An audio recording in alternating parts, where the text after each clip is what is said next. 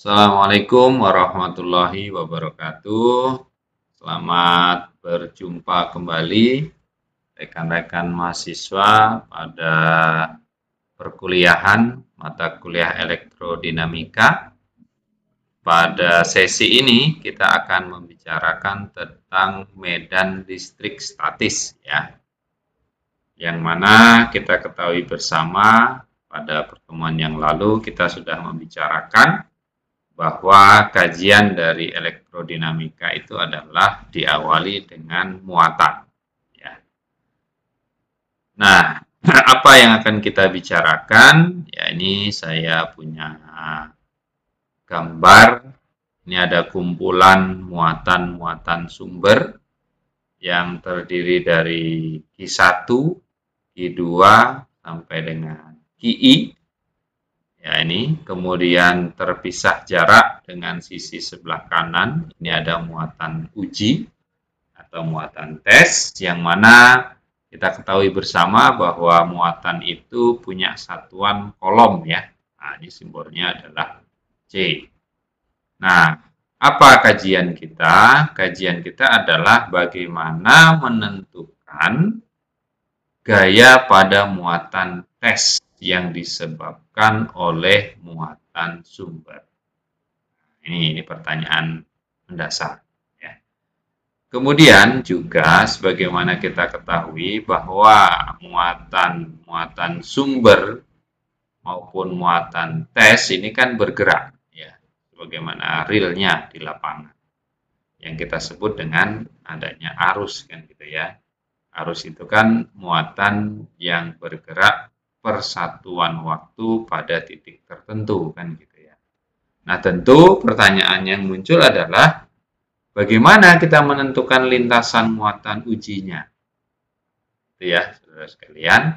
Tentu ini menjadi satu pokok bahasan yang menarik ya untuk kita bisa diskusikan. Nah, tentu untuk mengetahui interaksi-interaksi tersebut, kita bisa membuat permisalan. Ya, kita misalkan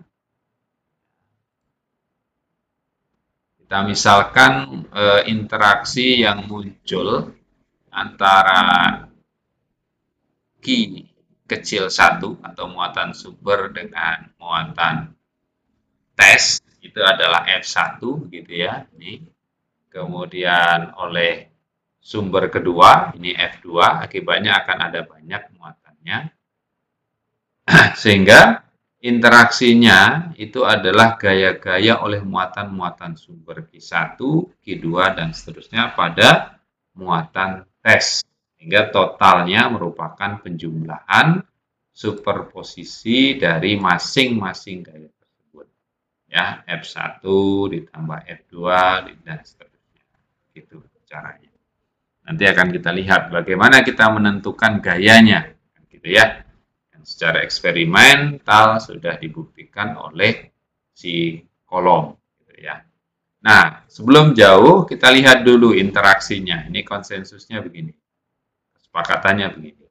Kalau saya punya muatan sumber, kemudian ada muatan tes, jika dia berbeda tanda, ini muatannya negatif, yang ini adalah positif, maka akan terjadi interaksinya berupa tarik-menarik.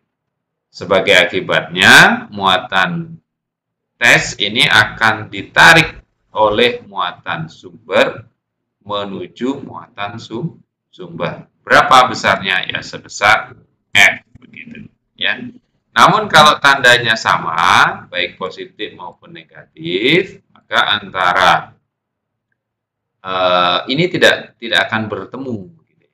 Maka terjadilah penolakan ya, atau dorongan oleh muatan sumber yang arahnya keluar, ya, searah dengan arah gayanya.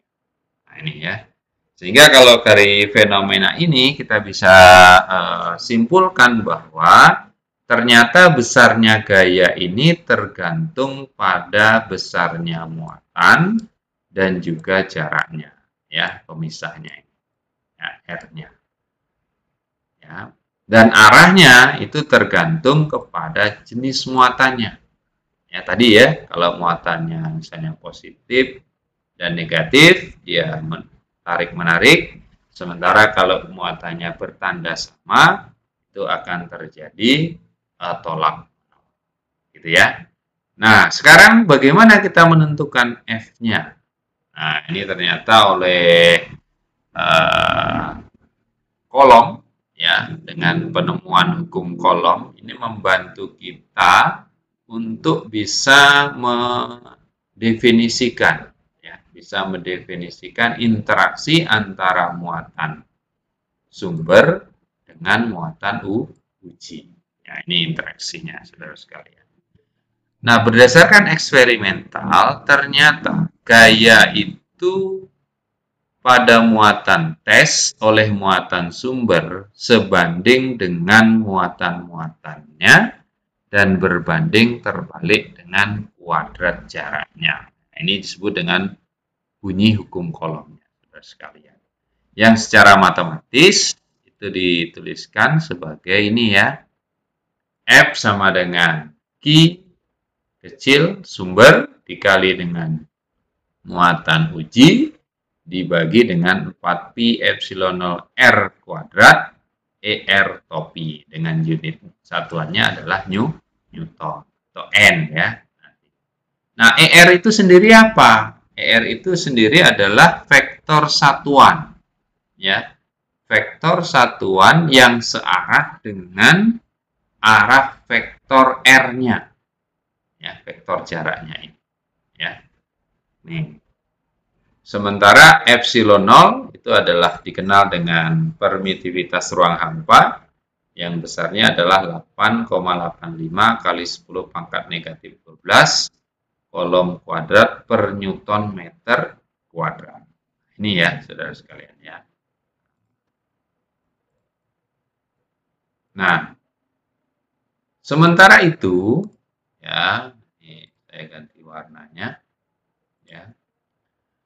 Coba kita kembali mengingat-ingat ya bahwa posisi suatu titik itu harus ada referensinya ya.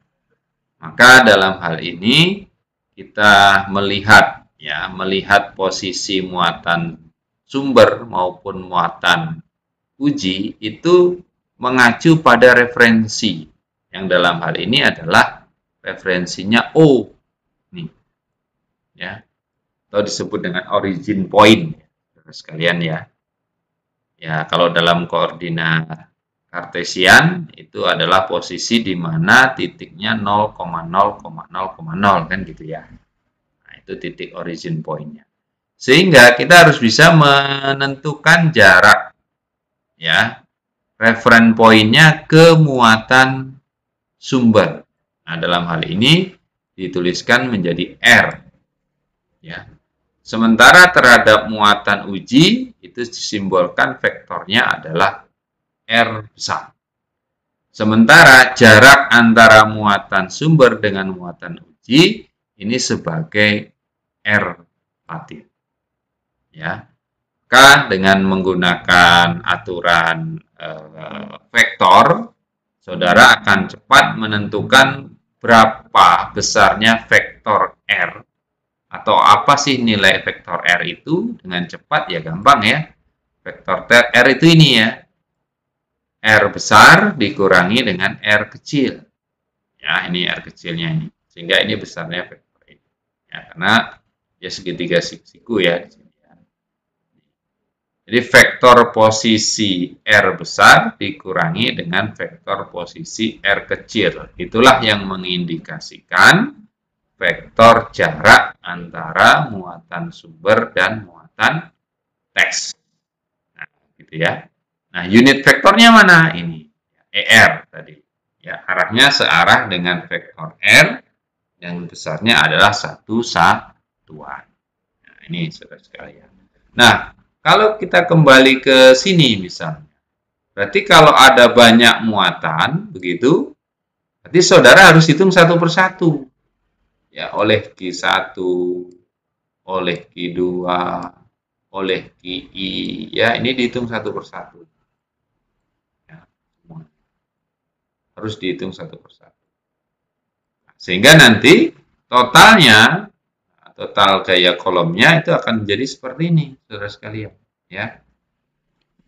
F total itu adalah Q1 Q per 4 Pi epsilon 0 R1 kuadrat ER1 topi tambah yang kedua, begitu ya, ditambah yang ketiga, dan seterusnya. Nah ini, sehingga hukum kolom pun berlaku penjumlahan superposisi, ya, kita jumlahkan semuanya, gitu ya. Ini sekali lagi, jadi bisa disimpulkan bahwa untuk menentukan besarnya gaya interaksi atau disebut dengan istilah gaya kolom antara muatan sumber dan muatan uji, nah itu adalah merupakan perkalian antara muatan-muatannya dan sebanding dengan perkalian antara muatan-muatannya dan berbanding terbalik dengan kuadrat jaraknya. Ingat bahwa gaya ini adalah besaran vektor, maka arah itu sangat menentukan. Ya, maka di sini ada ER. Nah, disebut dengan besaran vektor, saudara sekalian. Nah, kemudian, ini kita akan naik sekarang. Medan listrik sesuai dengan tujuan kita. Ya. Nah, kita ambil misalnya persamaan hukum kolomnya tadi ya. Ini ya. Hukum kolom kita tadi, F sama dengan Q besar per 4 Pi epsilon R ER kuadrat ER topi.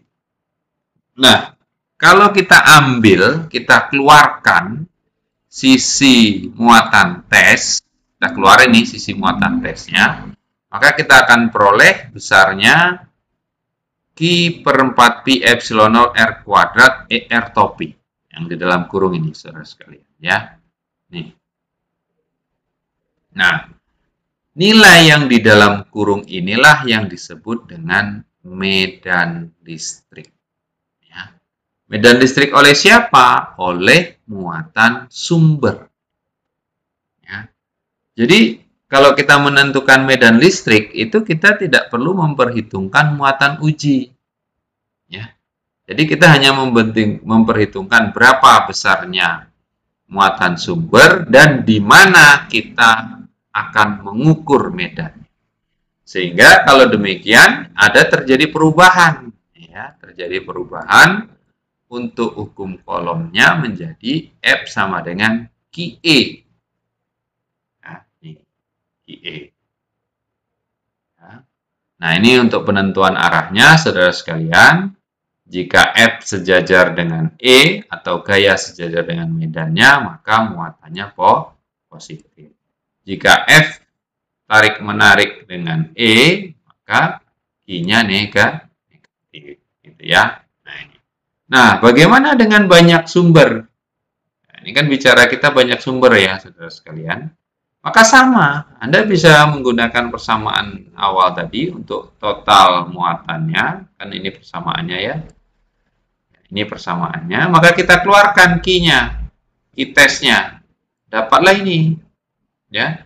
Ini adalah superposisi medan listrik oleh muatan sumber. Ya, tadi. Sejumlah muatan sumber. Ya, yang tentu kalau dijumlahkan muatan-muatan ini menjadi muatan total, kan gitu ya. I. Ya.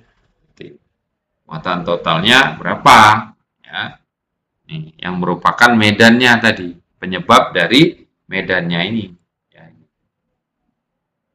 penyebabnya medan. Ya. Sehingga dari slide ini bisa kita simpulkan bahwa medan listrik itu sebenarnya adalah area di mana masih mendapatkan pengaruh muatan sumber. Nah, itu medan listrik. Ya, nah tentu kalau secara matematis bisa kita simpulkan ini medan itu adalah sebanding dengan muatan sumber dan berbanding terbalik dengan kuadrat jaraknya. Maknanya apa? Semakin jauh Anda mengukur medannya, semakin jauh Anda mengukur medannya ya tentu, maka semakin kecil harga medannya. Karena jaraknya semakin besar. Nah, itu ya saudara sekalian, mudah-mudahan apa yang kita bicarakan bermanfaat bagi kita semua tentang definisi medan